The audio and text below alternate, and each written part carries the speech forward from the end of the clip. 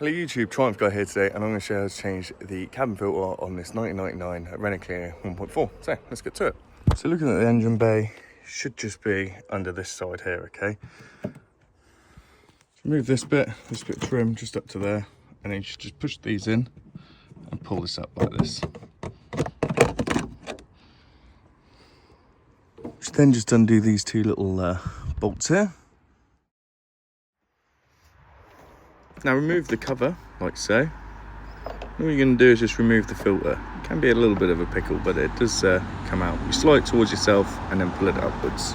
You may have to bend the filter. Make sure the filter is orientated this way, and on top it's got an airflow arrow, which should line up with the airflow arrow there. You may have to bend it ever so slightly just to get it in.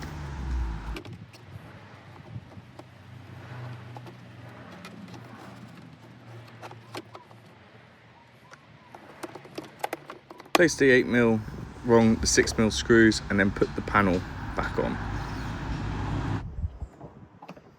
You need to put the panel in at this angle because there's 3 white hooks which need to go on sort of the windscreen side. Once it's in, securely push it in and then replace the rubber seal.